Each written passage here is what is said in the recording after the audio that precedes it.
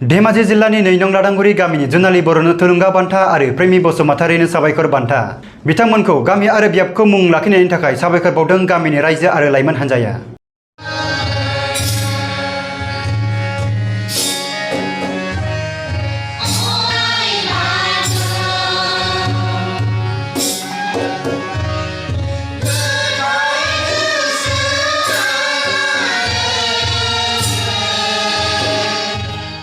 खुलुमबाय, आंनि मुङा थरायना जुनाली बर', गामि 2 नं लादांगुरि बियाब सानजा जनाय, जिल्ला धेमाजि। दुलाराय बाथौ गौथुम लाइमोना अनलाइनाव आर'ज बादायलायहोनायाव आङो थुलुंगा बान्थाखौ मोननानै जोबोद गोजोननाय मोन्दों। लोगोसे आंनि फंबाय बिनानावमोन जाय बिथांमोना बे आर'ज बादायलायनायाव बाहागो लादोंमोन।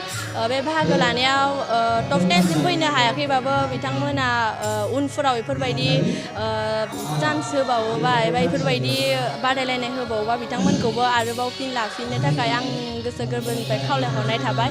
आरो लोगोसे आंखौ फोरोंग्रा बिथांमोननिसिमबो आंनि गोसो गोरबोनिफ्राय रोजा रोजा साबायखर बावनाय थाबाय। बिथांमोननि नाजानायावनो आङो दिनै बे टप 10 सिम मोनफैनानै उथ्रिसारनो हादों।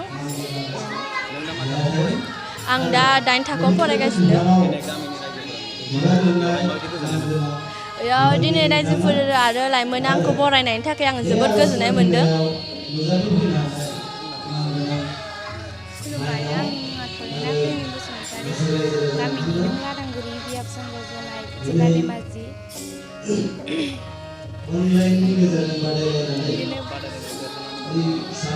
आं बादायलायनायाव देरहानानै मोजां मोन्दों, गोजोननाय मोन्दों। आङो 6 थाखोआव फरायो। उनाव बिदिनो आर'ज खनै माबा आर'ज बाथौखौ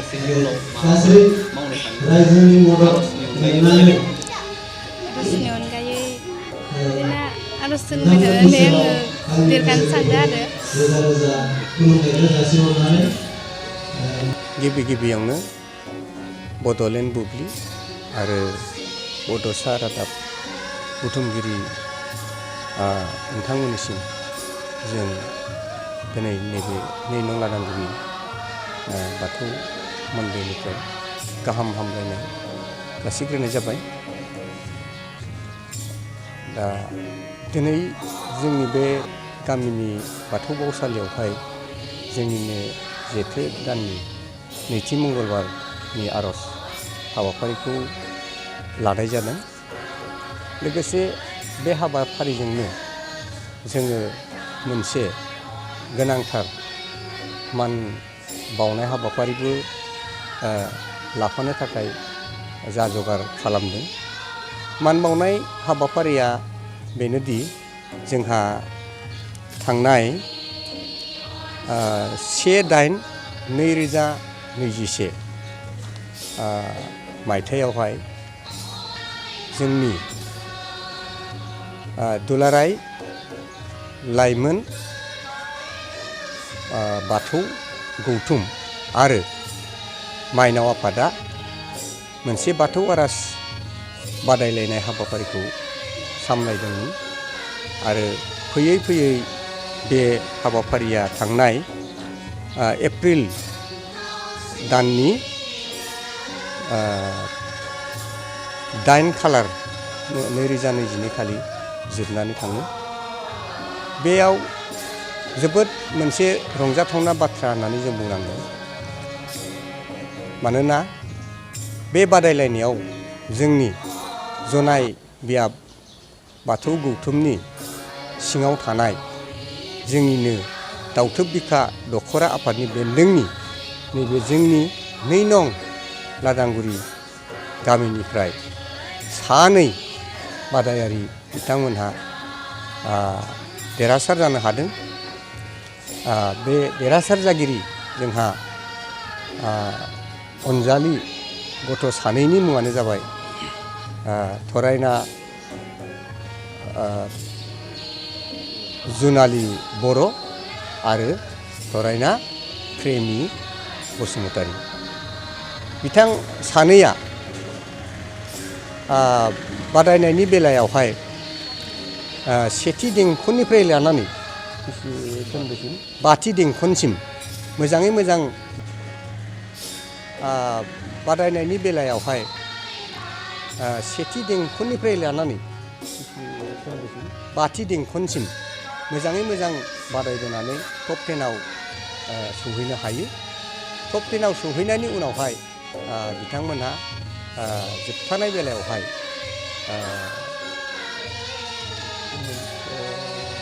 बुरखाय बान्था आरो साबायखर बान्थाखौ आवग्रिनो हानाय जादों। बे जोंनि थाखाय जोबोद गोग्गाथाव आरो गोजोनथाव रादाब। जों आसा खालामो बे जोंहा गथ' सानैनि बे बादायलायनायाव देरहानायनि जा देरहासारनो हानायनि जा मोनसे नुथाय बियो जोंनि इयुन गासै जोंनि बाथौ धोरोमारिनि गथ' गथायफोरखौ आरो जोंनिनो बाथौ सिबियारि रायजो राजाफोरखौ इयुननि गासै बादायनाय हाबाफारिफोराव मोजाङै मोजां बाहागो लालायनानै बेबादिनो देरहालांनायनि थुलुंगाखौ मोननो हागोन।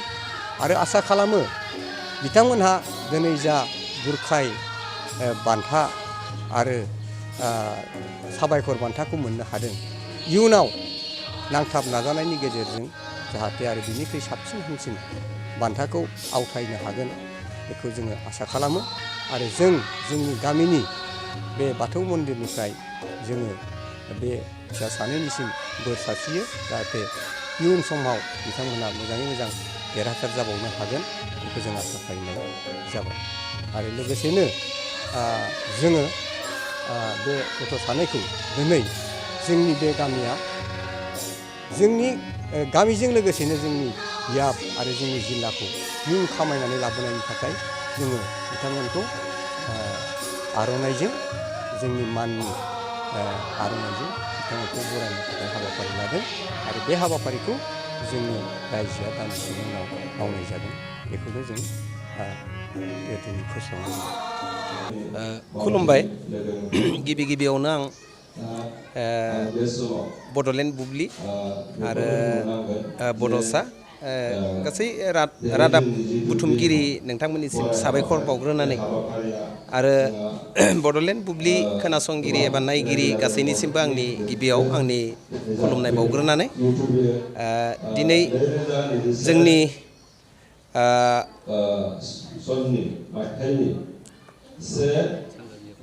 दुलाराय बाथौ गौथुम लाइमोन आरो माइनाव मिरु आफादनिफ्राय जिथु अनलाइन बादायलायनाय जा आर'ज बादायलायनाय बेलायावहाय जोंनि 2 नं लादांगुरि गामिनिफ्राय आं नैबे थानसालियावनो लाफानानै 6 जन गथ'साफोरखौ बे बादायलायनायाव बाहागो लानो थाखाय बे फिसाफोरखौ आं खाबु होदोंमोन।